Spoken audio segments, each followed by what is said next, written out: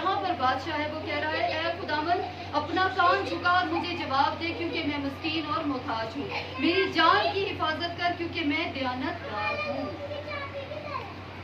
ہاللیلویہ۔ ہاللیلویہ۔ کیا ہے؟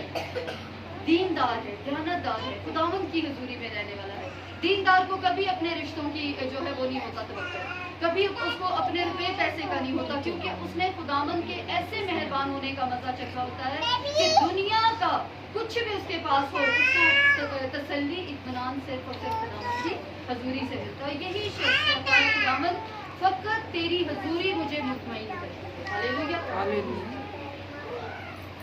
اور دیکھا اے میرے خدا اپنے بندہ کو جس کا توکل تجھ پر ہے بچا لے۔ کس پر ہے توکل؟ اور خدا کا کلام کہتا ہے جس کا توکل خداوند پر ہے وہ کبھی بھی شرمندہ نہیں ہوتا ہے۔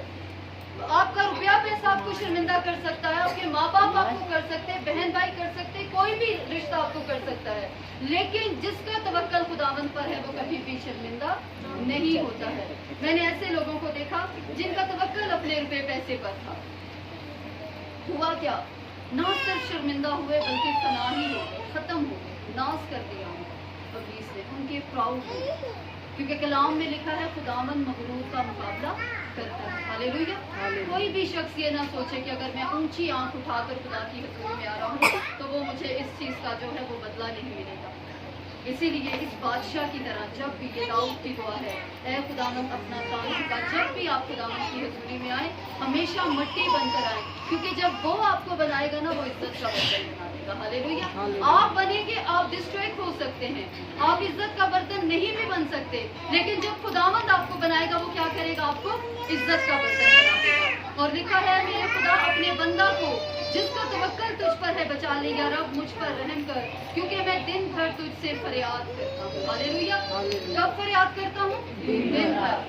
جب ٹائم ملتا ہے اس ٹائم نہیں، یا میرے پاس اب جو ہے میں مصروف ہوں میرے پاس ٹائم نہیں ہے تو جو 5-10 منٹ نہیں، دن بھر۔ میں آپ کو ایک چیز بتاؤں، بڑا فائدہ ہے دن کا آغاز آپ خداوند کی حضوری سے کریں تو آپ کے کام اس طرح سے ہو جاتے ہیں۔ پچھلے کچھ دنوں میں ایسا ہوا کہ ایک ابلیس کا ایسا اٹیک مجھ پر تھا کہ جیسے میرے ہاتھ پاؤں باندھ نہیں دیے جاتے، میں اپنے گھر کے کام کو کر ہی نہیں پا رہی تھی۔